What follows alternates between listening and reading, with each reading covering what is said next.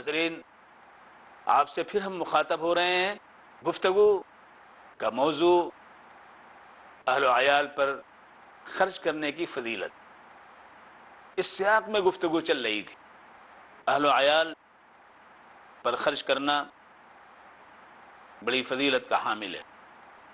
یوں خیال ہوتا ہے کہ اب اگر کسی غریب پر خرچ کریں گے، ہم کسی بیوہ کو کھلائیں گے، ہم کسی یتیم کی داد رسی کریں گے، ہم کسی غریب کے ہاتھ میں پیسے رکھ دیں گے یا اسے روٹی کھلا دیں گے، کسی بے نوا کی خدمت کریں گے تو اس پر ہمیں اجر ملے گا، ثواب ملے گا، اس لیے کہ وہ محتاج ہے، وہ ضرورت مند ہے، اور کسی ضرورت مند کی ضرورت کو پوری کر دینا اللہ تبارک و تعالیٰ کو بہت پسند ہے۔ اللہ کے رسول صلی اللہ علیہ وسلم یہ فرماتے ہیں کہ اپنے اہل پر، اپنے بچوں پہ خرچ کرنا یہ بہت بڑا صدقہ ہے۔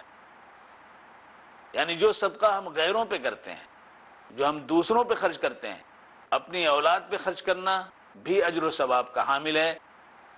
ایسا نہیں کہ یہ سمجھا جائے کہ ہم اپنے اہل و عیال کے لیے جو کچھ کر رہے ہیں اس پر ہم کو کچھ نہیں مل رہا ہے، نہیں۔ اس لیے اللہ کے رسول صلی اللہ علیہ وسلم نے فرمایا وَلِأَهْلِكَ عَلَيْكَ حَقٌّ، تمہارے اہل کا بھی تمہارے اوپر حق ہے، ان حقوق کو پورا کرو، ان حقوق کو پورا کرو۔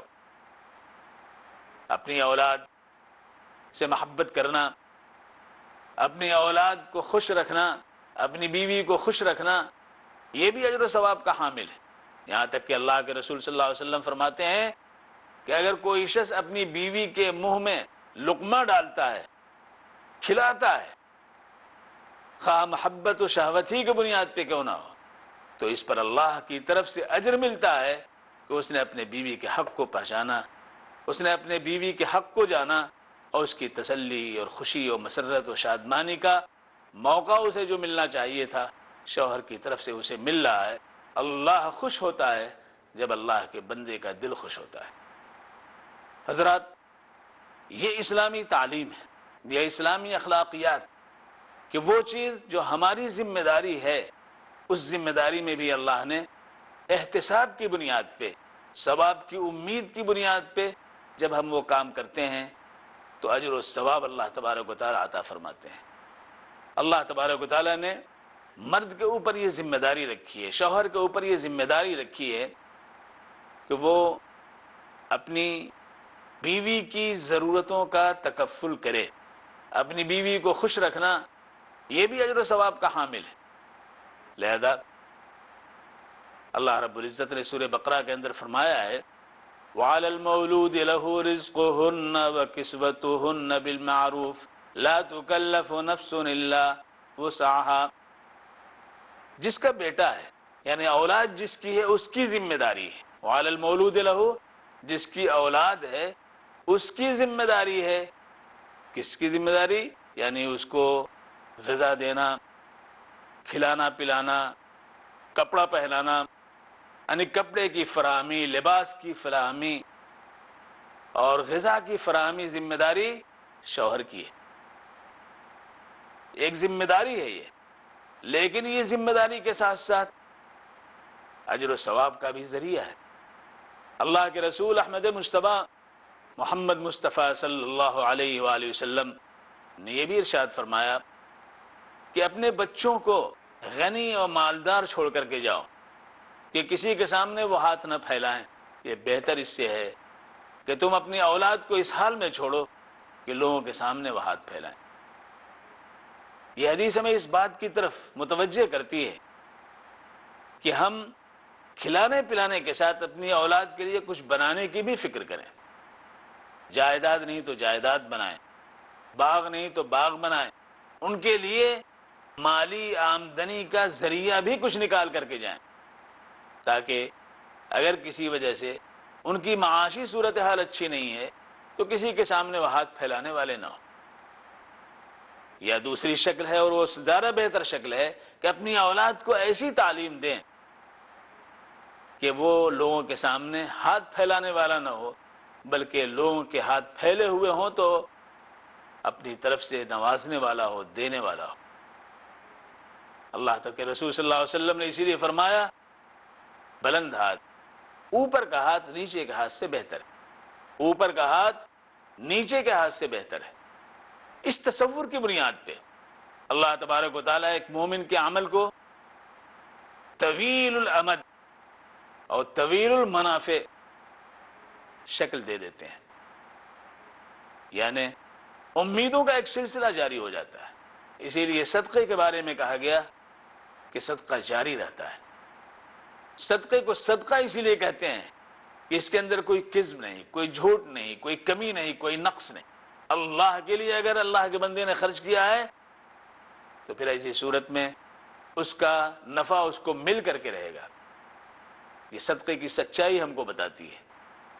لہذا اللہ تبارک و تعالیٰ نے ہمیں جو زندگی دی، اللہ نے جو ہمیں کمانے کا استعداد عطا کیا، ہمیں جو صلاحیت اس نے دی ہے، یہ ساری چیزیں ہم اللہ سے ثواب کی امید رکھتے ہوئے اپنی اولاد کے لیے، اپنے اہل کے لیے، اپنے عیال کے لیے ہم اس سے حاصل کر کے خرچ کرتے ہیں اور ان کے لیے وقف کرتے ہیں۔ بہت بڑی بات۔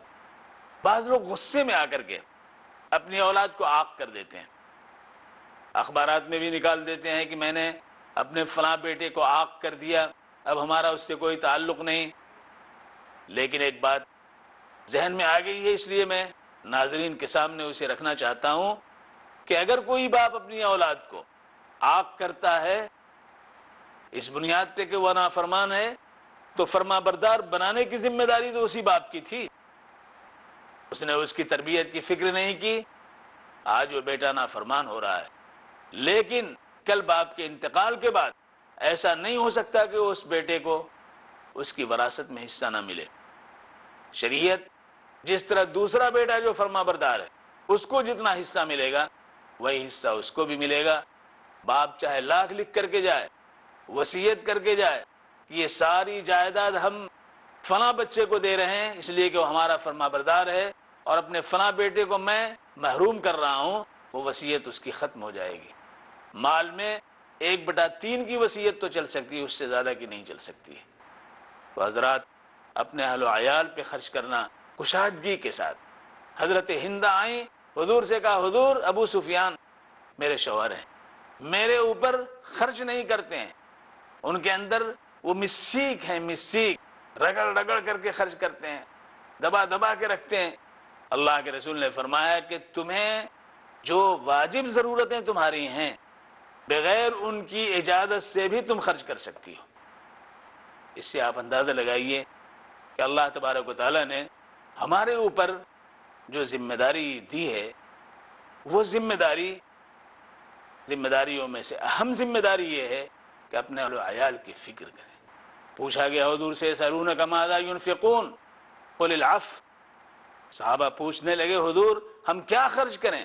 فرمایا کہ جو زائد بچے، جو ضرورت سے زیادہ ہو وہ خرچ کرو، اس کو لگاؤ اور فراخی و کشادگی کا لحاظ رکھو تاکہ تمہاری اولاد کسی اور کی طرف نہ دیکھے، کسی اور کے سامنے ہاتھ نہ پھیلائے اور اپنے آپ کو محتاج، بے کس، بے نوا نہ سمجھے۔ آج اس بات کی شدید ضرورت ہے کہ اس تصور کے ساتھ ہم اپنے اولاد کی فکر کریں اور ان ذمہ داریوں کو نبھائیں۔ وآخر دعوانا ان الحمد للہ رب العالمین والصلاة والسلام علی سید المرسلین وعلی آلہ وسلم۔